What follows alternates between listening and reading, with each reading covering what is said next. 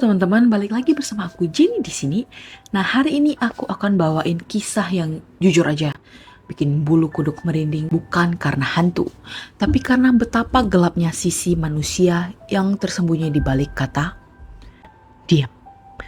Kisah ini adalah tentang dua saudara kembar dari Inggris yang dikenal dengan julukan The Silent Twins, yaitu June dan Jennifer Gibbons. Dua anak yang lahir bersamaan, hidup bersama tapi terjebak dalam dunia mereka sendiri. Sampai akhirnya hanya satu yang bisa keluar hidup-hidup. Gimana kisah selengkapnya? Yuk langsung aja kita mulai kisahnya. Tahun 1963, di sebuah pangkalan udara militer di Barbados, lahir dua bayi kembar identik bernama June dan Jennifer Gibbons. Kedua orang tua mereka adalah imigran asal Karibia yang kemudian pindah ke Inggris untuk mengikuti pekerjaan ayah mereka di Angkatan Udara Inggris. Awalnya tidak ada yang aneh sama sekali.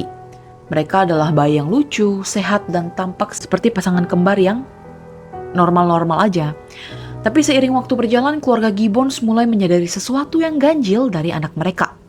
June dan Jennifer tumbuh menjadi anak-anak yang sangat pendiam.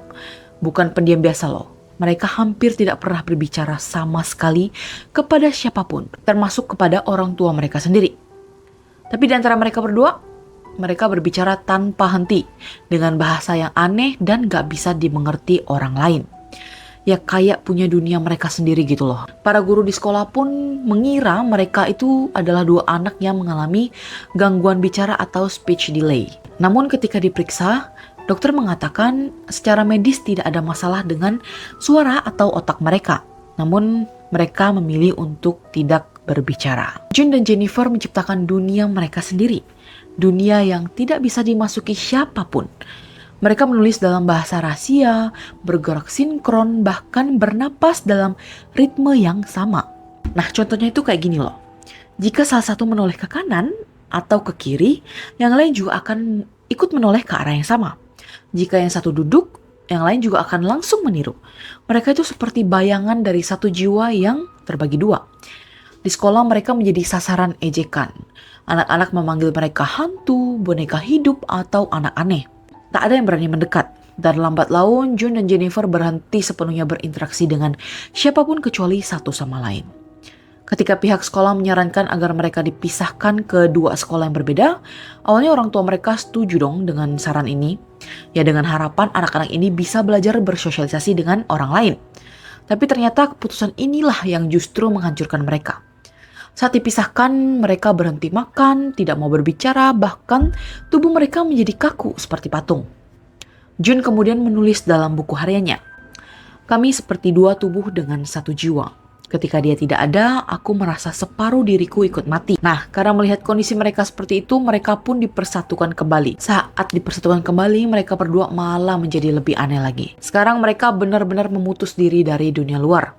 Mereka mengurung diri di kamar, menulis buku harian, cerita, dan novel dalam bahasa mereka sendiri. Isi tulisan mereka ini mulai menunjukkan obsesi-obsesi yang gelap. June dan Jennifer ternyata sangat produktif menulis loh. Mereka menulis ratusan halaman cerita, berisi tokoh-tokoh fiksi yang penuh kekerasan, obsesi, dan tragedi. Salah satu cerita June berjudul The Pepsi Cola Addict, yang bercerita tentang seorang remaja yang dikendalikan oleh hasrat dan akhirnya terjerumus dalam kehancuran. Sementara Jennifer menuliskan kisah yang lebih mengerikan tentang anak-anak yang melakukan kekerasan dan pembunuhan. Tulisan mereka menjadi semakin suram, seolah dunia imajinasi itu perlahan berubah menjadi tempat nyata yang mereka tinggali. Di usia remaja, mereka mulai keluar malam, mencuri barang-barang kecil, membakar bangunan, dan melakukan vandalisme. Apa itu vandalisme? Nah, vandalisme itu adalah tindakan merusak fasilitas umum atau properti milik orang lain dengan sengaja, tanpa tujuan yang jelas. Itu artinya vandalisme. Nah, sampai akhirnya pada tahun 1981 mereka ditangkap karena membakar toko dan gudang di kota kecil di Wales. Karena dianggap tidak stabil secara mental, mereka tidak dijebloskan ke penjara biasa, melainkan dikirim ke Broadmoor Hospital, yaitu rumah sakit jiwa dengan keamanan maksimum, tempat yang sama di mana para pembunuh berantai Inggris ditahan. Nah, disinilah cerita mereka mulai berubah menjadi lebih gelap lagi. Broadmoor bukanlah tempat yang ramah apalagi untuk mereka berdua. Karena di sanalah para kriminal dengan gangguan jiwa paling berbahaya dikurung. Dan selama 11 tahun June dan Jennifer hidup di balik dinding kelam itu. Banyak staf yang mengatakan mereka berdua ini masih berkomunikasi satu sama lain tanpa suara. Kadang hanya dengan gerakan mata atau bisikan yang nyaris tak terdengar. Namun semakin lama hubungan mereka ini berubah dari obsesi menjadi ketakutan. June menulis dalam buku hariannya, tidak pernah ada cinta yang sedalam ini, tapi juga tidak ada kebencian yang sekuat ini. Dia juga menulis bahwa Jennifer tampak mengendalikan hidupnya, bahwa apapun yang Jennifer katakan harus dia ikuti. Seolah-olah Jennifer ini adalah pemimpin dan dirinya hanyalah bayangan.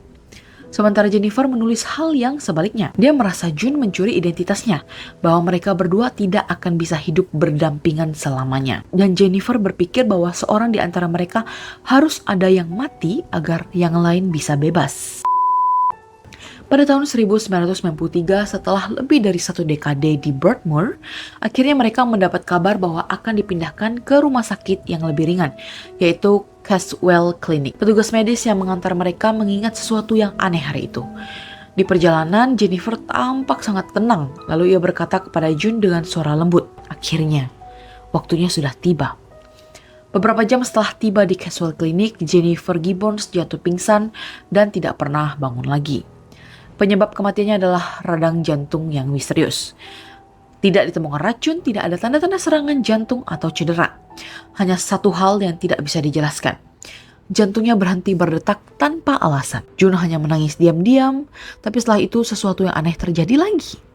Dia mulai berbicara.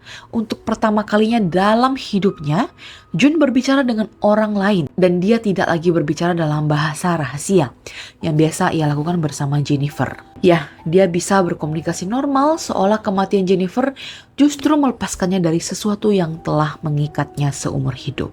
June kemudian berkata kepada jurnalis, "Kami berjanji satu harus mati agar yang lain bisa hidup. Itu adalah pengorbanan yang kami sepakati." Sejak saat itu, June hidup sebagai orang biasa di Wallace. Dia menulis beberapa kisah tentang hidupnya dan bahkan menghadiri pemakaman saudarinya dengan tenang. Namun dia menolak berbicara panjang tentang masa lalu mereka di Broadmoor. Sampai hari ini tidak ada yang bisa menjelaskan bagaimana Jennifer bisa meninggal secara tiba-tiba. Tidak ada bukti medis dan tidak ada penjelasan ilmiah. Beberapa orang percaya Jennifer memang memilih mati agar June bisa hidup normal. Sedangkan yang lainnya juga percaya kematian itu adalah akibat dari ikatan psikis yang tak bisa dijelaskan. June sendiri menulis satu kalimat terakhir dalam buku hariannya.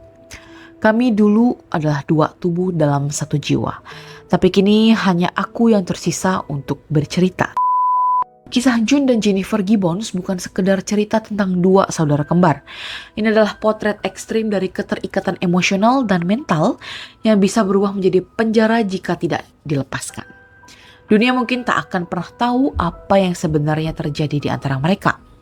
Tapi satu hal yang pasti, di balik keheningan mereka tersimpan kisah paling sunyi dan paling mengerikan yang pernah terjadi dalam sejarah manusia. So, jadi gimana menurut kalian? Apakah kematian Jennifer adalah sebuah kebetulan?